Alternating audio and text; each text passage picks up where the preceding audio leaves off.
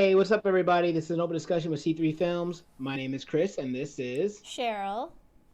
And today we are going to be talking about an oldie but a goodie, the very first episode of The Mandalorian. So, we're not going to go too in depth with spoilers for the future season of Mandalorian, season 2 and stuff, but we might potentially touch on some spoilers that happened in season 1. So, if you haven't seen season 1, go and check it out and then come back and watch our discussion on it.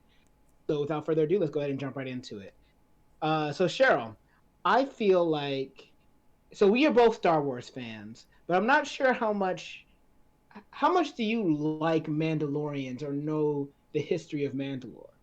I don't know too much. I think I do really like Star Wars. I am a big fan, but I think I'm mostly a fan of the movies.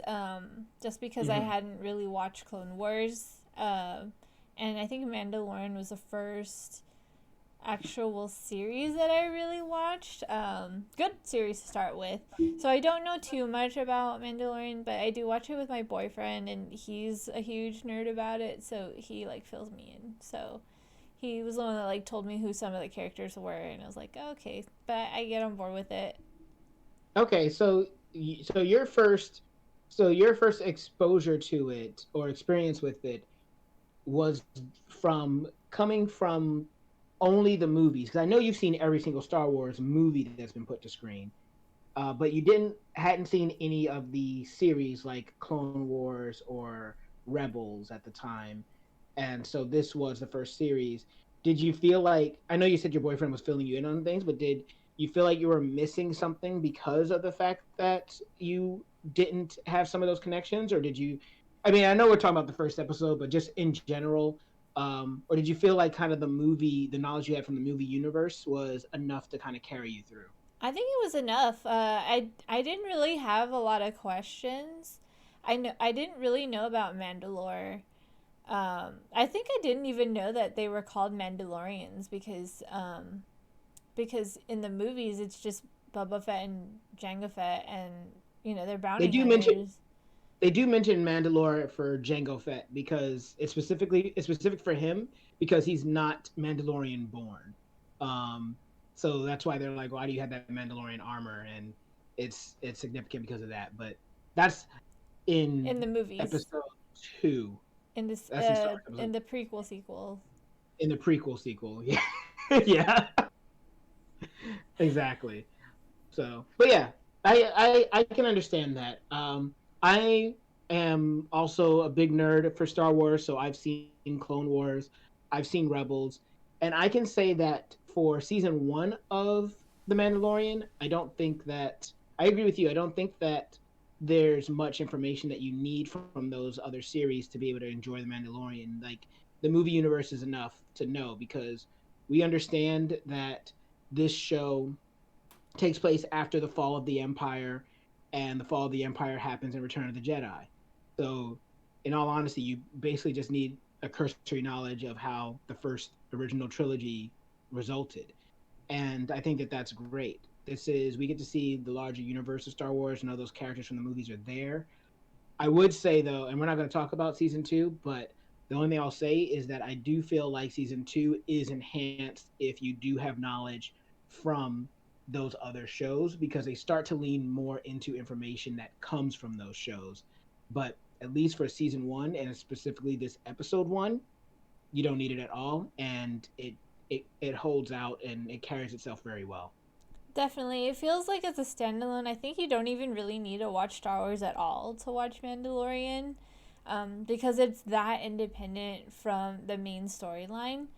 But then it's kind of like a warm up because once, like you said, once you get to season two, then it kind of helps a lot to have seen the at least the main story, um, of in the movies, and then it just sorry, I'm gonna kind of spoil a little bit here, without details, but in season two, um, you get that fan factor that we kind of had in Rogue One, right? Yeah. Where you get to see things from the original movies that get you all excited. So that's what season two does for you. Season one, though, is just intriguing in itself, and Like to put focus on the first episode, I think it's like one of the strongest pilots to a series in the history of television.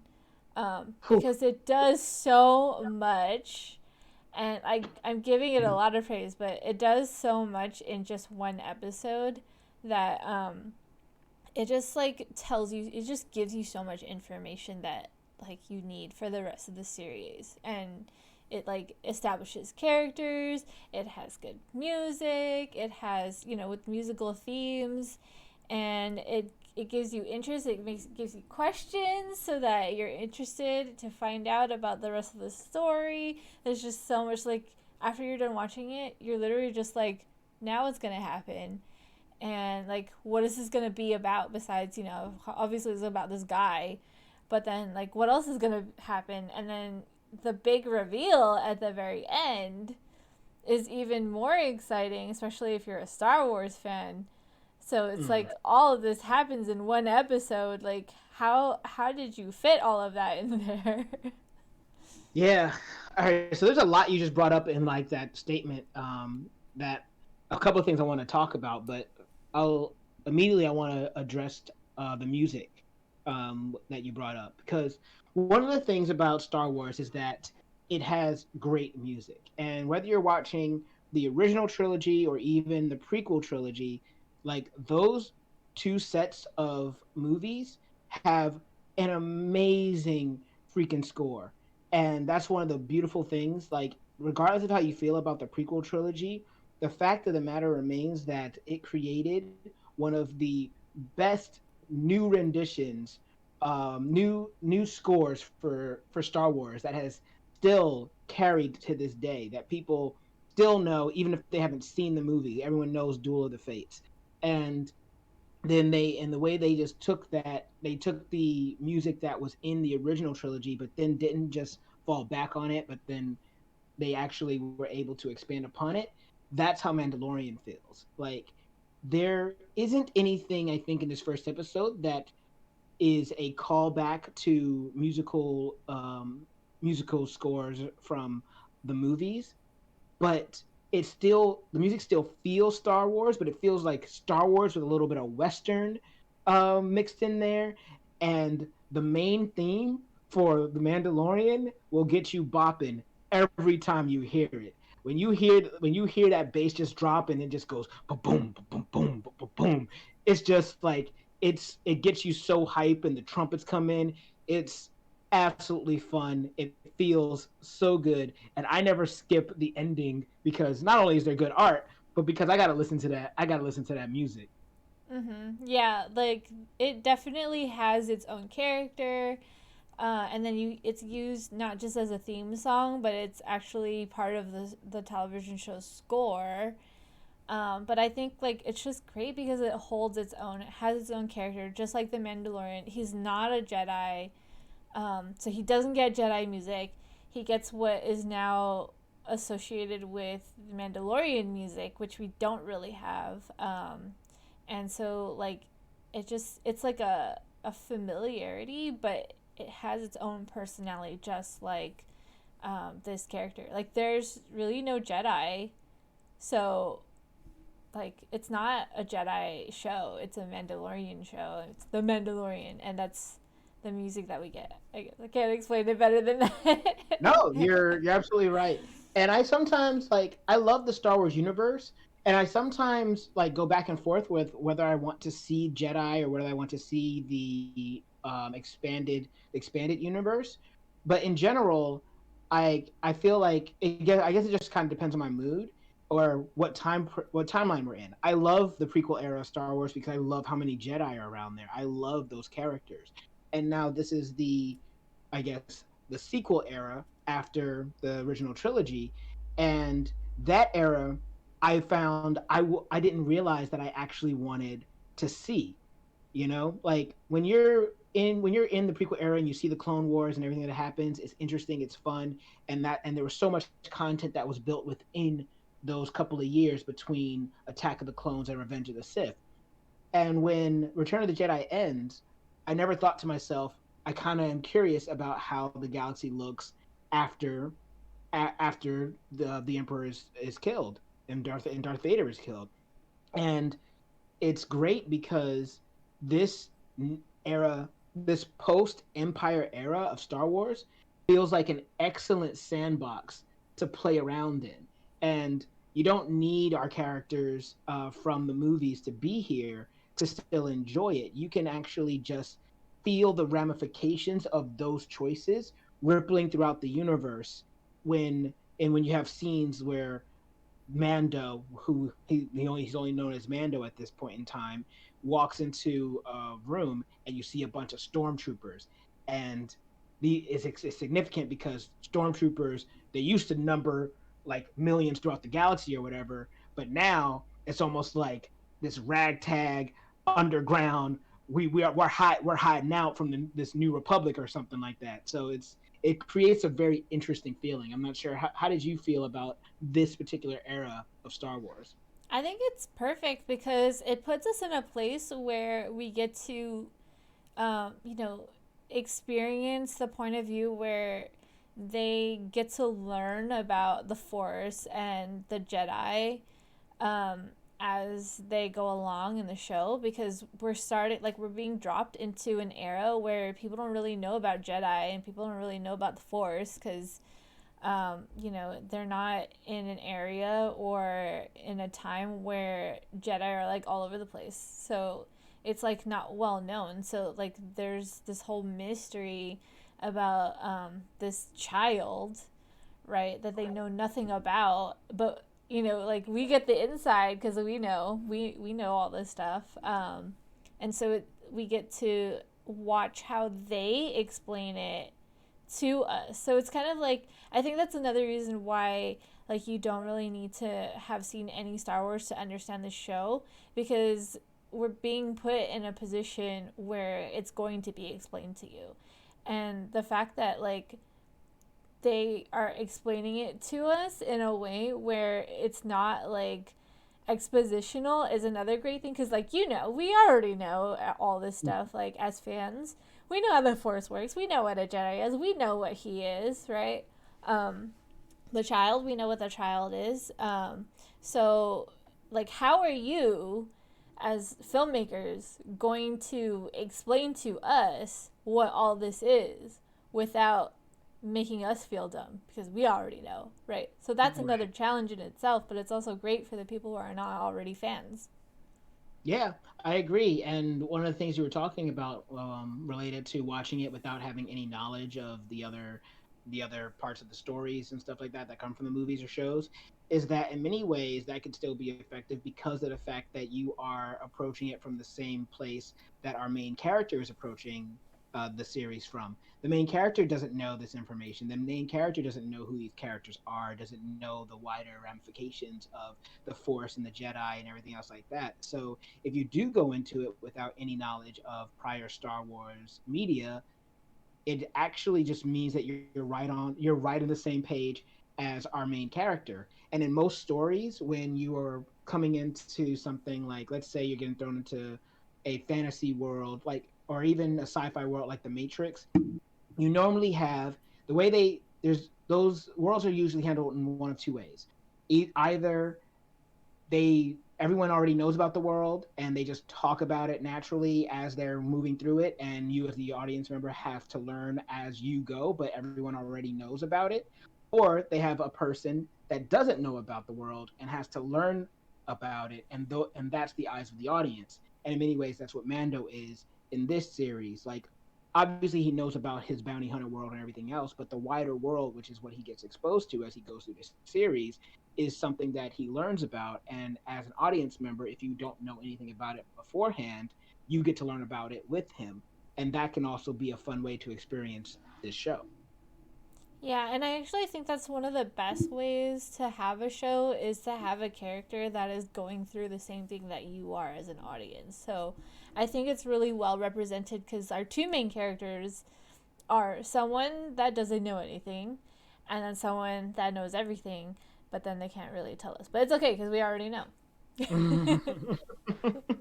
Right? Exactly.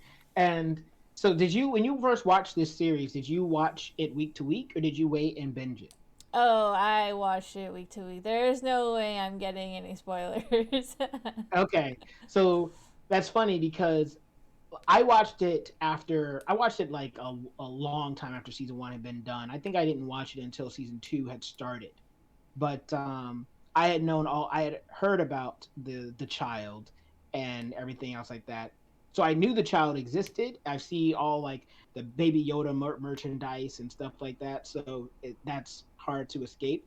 But for you, not knowing how that episode was going to end, can you remember? Can you recall what your first feeling was when you saw the child inside the little baby floaty cubby thing? I think I had like a cuteness overload attack and could not stop squealing about how cute he is. And like, of course, we called him Baby Yoda because we don't know, at the time we'll learn his name later. But Right. for the whole of season one, basically, he was called Baby Yoda. Um, Yeah. Even though we know it's not Yoda, we're just like, well, what else? Like, because we don't even know what his species is called. Which is So, so weird. We know what all these other species in Star Wars are called, but we've never gotten a definitive answer for what Yoda species is. and we never seen any other character that looked like him until now. We saw one. People forget about it. In Star Wars Episode One, there is a female species of Yoda on the Jedi Council with him. I forget her name. Other people can know her name and look it up. But if you look up female Yoda Jedi Council, you'll see a picture of her. And yeah, she was only in Episode One. Okay, I'm gonna have to go back and look at it. I was told Yoda species was a Yoda. Okay.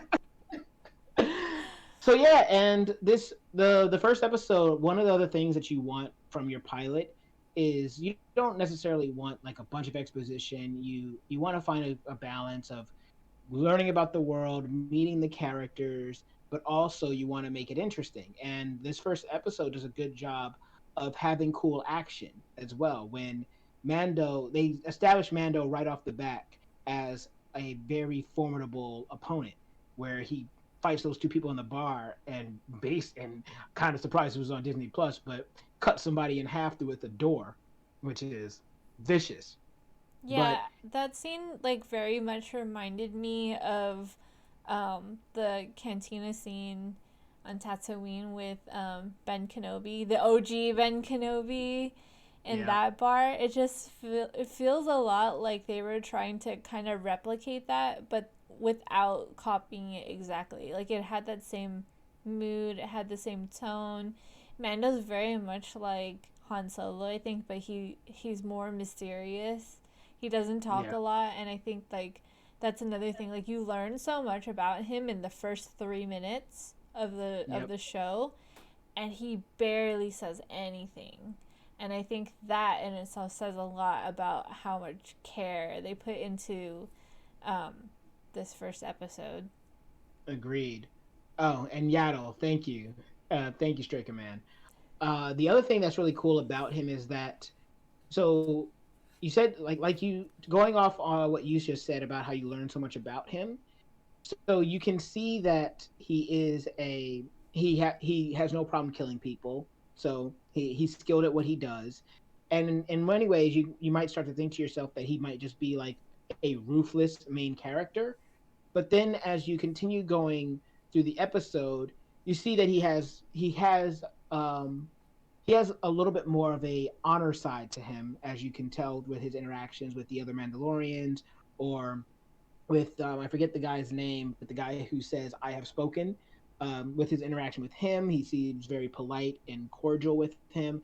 But then it's really by the end of the episode where he saves the child. Now you can make the argument that he saved the child because he wanted to get his money, but even just the shot of him putting out his finger towards the child shows that there's something else going on inside him, so that a ruthless he's not just a ruthless killer. Yeah. So And that was a really good shot. It was like a really good way to end the show. I think it was just so well constructed, and I don't know, I can't get over that last shot. It was so Oh pretty. yeah, it's very pretty, and seeing it's just everything, and even the music in that as well. And then talk about action scenes. The action scene that immediately preceded that moment, where you have the IG Killbot just doing this really cool, basically robot John Wicking the entire area. And when I saw that, so that character I believe is voiced by Taika Waititi, but even just the practical nature of shooting that scene, like I guess that I'm pretty sure that robot is CG, but they did it looks really practical. And that's one of the other cool things about the show. Like they do lean into some of like the old practical effects that made Star Wars stand out back in the day, because even Baby Yoda is an actual animatronic puppet, and they could have done it CG, but they chose not to. So it's cool to see that, and I think that's one of the real reasons why it really stands out. Because even when the Mandalorian walks into the bar at the beginning, and you see the different aliens and the prosthetics that they all have on, it feels like a Star Wars movie, because they have the prosthetics, they have the animatronics, they have the practical effects mixed with the special effects, and that is Star Wars. So yeah, like, yeah, if you haven't seen Star Wars before, it's great. But if you have, it feels even better.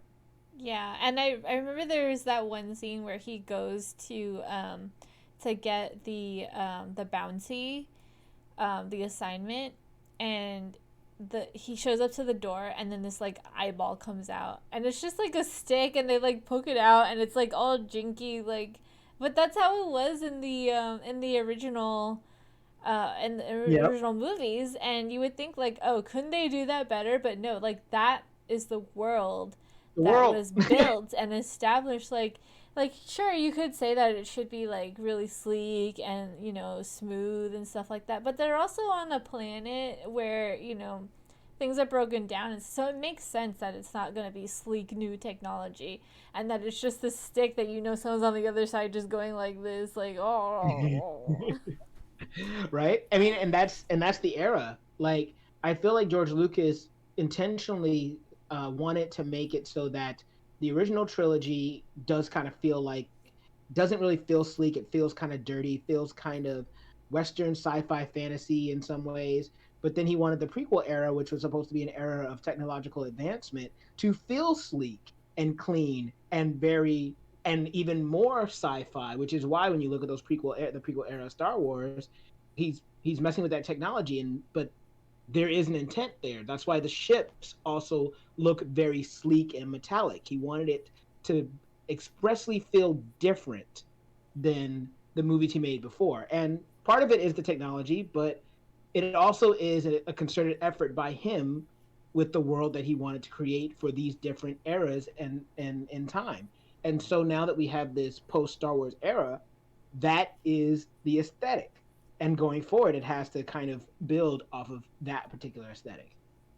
Yeah, and it's also like it was kind of low budget, the original Star Wars. So, but then he still had a way to make it so that like where you are, right? You Yeah. have like on the Death Star, it's sleek there. It looks good, and even on the I guess the Alderaan ship, where Mm-hmm. the Rebellion ship, that was also really sleek. And then you go down to Tatooine, and it's like poor and dusty Right. and desert, and like you feel like it's a different world. And even though it's kind of cheaply made, it still made sense. So um, Yeah, it's also good, smart design. it is. And they continued with the other rest of the movies too. Whether if you go to Dagobah, like you could show any Star Wars fan just an image of Dagobah with no characters in it, just like the background surroundings, and they'll pull it out as Dagobah, because they found a way to try to make these worlds stand out.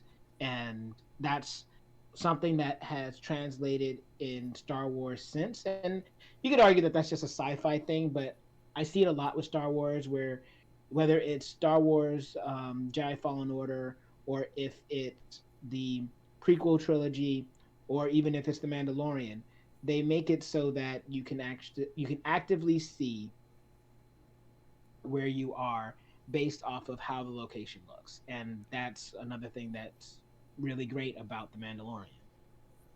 Yeah. The other thing I thought was really cool about, you know, the Mandalorian is like the catchphrases that they made. Like, I don't know if this is the way is something that came elsewhere or if it was first established in this show, but you know, like everyone's saying it now, like that's the Mandalorian catchphrase. But then they also have that guy on the planet who says, I I have have spoken. spoken. Like, how Yeah. do you get two of them in one episode? It's pretty good to join the likes of I have a bad feeling about this, or I am your father. It's a So trap. it's a trap. Don't tell me the odds. It's like it's pretty good. There's a lot of classic Star Wars lines, and this has now joined that pantheon, which is absolutely great. Definitely. And you know what? Like, you can't say that like other shows did that. Even like Rogue One doesn't have anything like that, or Solo, the I couldn't. So movies. I wasn't sure, but did Rogue One popularize "I am one with the Force"? The Force is with me, or was that said in another movie that I'm not remembering? Because Oh, I maybe it was that. okay. Didn't they use that? Oh, they used that in something else. But anyway, back to Mandalorian. We're kind of like, oh, we're talking about All over the Mandalorian, but we're place. talking about everything around Mandalorian. It's just yeah. I mean, but that's because the show does a good job of feeling like a natural part of the world. It does Yeah. not feel out of place, and that's the other thing. We were talking about how they they they use like technology, quote unquote, that feels like it came from uh the original trilogy era, like the little poking eyeball thing. But the show is still shot in a way, and there's still parts of it that still do feel very modern. But despite the fact that it does feel modern in places, it still feels like a part of the overall universe and the overall world. It doesn't feel out of place. And I think that's one of the biggest challenges that anyone would have making any type of story that's trying to continue a world that started back in the 70s. And and so because of that, the fact that it's shot with a modernized look but still aesthetically feels like the world that we've seen in the 70s is another testament to show just how passionate the people who are working on it are about the show. Yeah, definitely. And it just feels like it sits right in with the rest of the world, and it's definitely hard to, you know, like we've seen all these remakes, and I think we were talking about how we've done so many of these shows on movies that are part of a franchise, and Mm-hmm. they're like even the sequel trilogy doesn't really quite keep up with the original movies. And then here we have Mandalorian that seems to fit right in with the original themes and world building. Like it, everything seems right. Like if you watch the sequel trilogies, you have a lot of questions. You have a lot of like challenges. Like that's not how it works. We know that this isn't how it works. But then when you watch The Mandalorian, you're like, okay, this is how it works. And Yep. I think like force healing was kind of new to the visual series at that point, and it kind of like it came out at the same time around the sequel trilogy. It's like a tongue Yeah. twister. Um, and so there's force healing in both the series and the trilogy, um, Okay. the new movies. But we when we watch those movies, we're like, how come there's this healing thing? Like, why? Like, this doesn't make any sense. This didn't exist before. But then when you watch Mandalorian and it happens there, you're like, Yeah, you don't question it at all because of the way that the world is built and who is doing it, that's true. right? So, That's and, true. and it does stuff like that where you don't ask questions even though you might suppose you would because you hadn't seen it before. Like nothing like this in the previous world building has ever had this before, but you don't question it because we feel like we're being shown something new as opposed to the movies where it's like, well, this doesn't make sense at all. You're right. It's because everything else is done well around it that you feel like it's more new and not that it's breaking the universe. And the same could be said for Jedi Fallen Order. The unique ability that Cal Kestis has in that game is the ability to slow down time. And oh, he has two, I guess. But he can slow down. He can slow down people, and he has psychometry. But and that's something. Both of those abilities are things we haven't seen in the movies, and I haven't seen in the television shows up until this point. But on one hand, you're telling yourself, well, it's a video game. But on the other hand, you're also telling yourself, well, he does say that it is something that is unique to certain individuals. But because the rest of that game is built so well that it feels like it's a part of the universe, once again, it's the same thing. You don't ask questions and you just accept it. So yeah, I if you guys can't tell, we really enjoyed the Mandalorian, and we kept it to just season one topics, but season two's even better. And this is like one of the greatest Star Wars pieces of content that you can consume out there, movies included. But before we wrap out of here, Cheryl, did you have any last minute thoughts that you wanted to get out? I know you had a lot of notes. Nope, I think I'm good. All right.